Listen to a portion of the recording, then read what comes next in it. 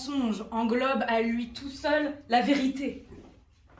Il faut changer le monde, ou plutôt l'inventer, car il n'a jamais été créé. Et c'est en se tournant les pouces qu'on déploie des montagnes. Le miracle est produit de la paresse et du je m'en foutisme. Le chat vient à celui qui l'ignore. Désintéressez-vous des affaires de l'espèce humaine et tous les problèmes de la terre s'évaporent, ne laissant derrière eux qu'une senteur florale. La muse m'inspire à travers le doux chant du marteau-piqueur ou le roucoulement du fusil mitrailleur. Et que dire du subtil susurrement du canon? Aussi vrai que la seule boisson vraiment désaltéressante est l'acide sulfurique, je vais me couper les veines et m'enivrer de mon sang car il est plus amer que la rosée. Ô divin crapaud, image fidèle de l'âme humaine, je tremble devant la toute-puissance de ta bave. Que je l'aime, cette bave immonde et pourtant si bonne. Elle a plus de goût que mon sang. Je la lèche, je la bois à grandes gorgées, et je crois être au paradis. À boire! Boire pour l'éternité! L'univers tout entier se trouve au fond d'un verre d'eau! Faux! Bah si.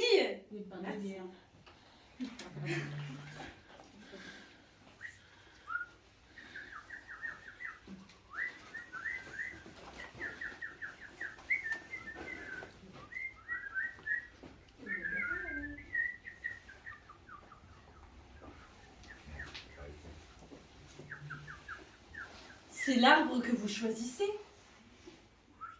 Pour ma part, c'est au pied d'un grand chêne que je préfère m'installer. Sa force me rassure et me protège.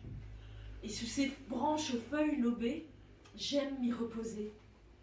Mon dos, plus petit que son large tronc, y trouve toujours une place parfaite pour se caler.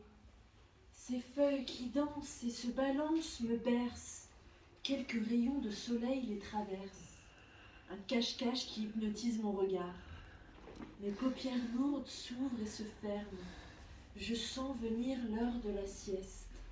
Je me laisse aller sur le lit douillet de l'herbe verte. Le chant des oiseaux se fait de plus en plus lointain.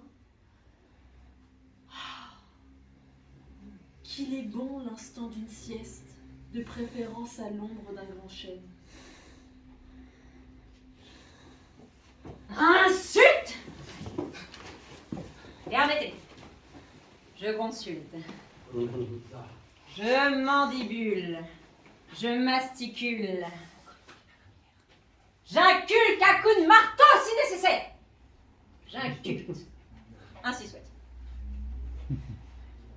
Je m'imbibe, j'infuse toute la connerie du monde, toute son horreur, les plus jolies insultes, les plus évocatrices, les plus violentes. Je m'imprègne, je m'imbibe. De la truculence, je passe à la grossièreté. Parlez-moi de la grâce! Crachez sur la table, il y aura toujours quelqu'un pour essuyer. Encore une fois, ainsi soit-il, amen, les voies du Seigneur sont impénétrables. Je jubile, j'exulte et j'explose. Et c'est parti, la bande est ouverte, j'insulte! Tenez-vous bien.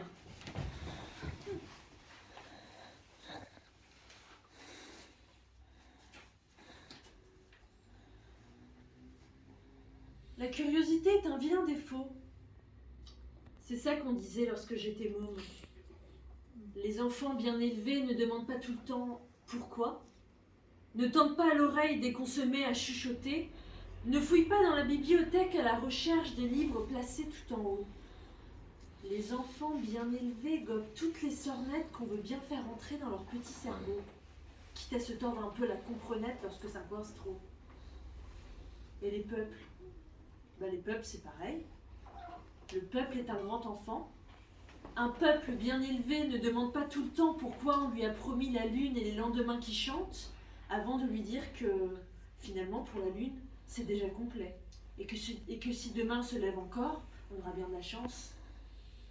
Un peuple bien élevé ne se rassemble pas dans un stade de foot ou devant les vitrines de Noël pour assister au défilé, acclamer le passage des blindés et des apprentis héros. Un peuple bien élevé se réjouit d'être roulé dans la farine, quand tant d'autres sont passés par les armes, d'être gavés de sucre, de graisse, quand tant d'autres n'ont rien à croûter, avec l'espérance de vie comme unique horizon. Un peuple bien élevé regarde ce qu'on lui montre, écoute ce qu'on lui chante, applaudit lorsqu'on lui fait signe. Un peuple bien élevé hurle avec les loups, bêle avec les brebis, traque le gibier qu'on lui désigne. Je ne fais qu'obéir qu'aux ordres. Mais qu'est-ce que je fais encore là, au lieu de rentrer au Carmel, de changer de planète ou de me faire sauter le caisson? C'est plus fort que moi. Je voudrais voir si on s'embrasse avant la fin du film.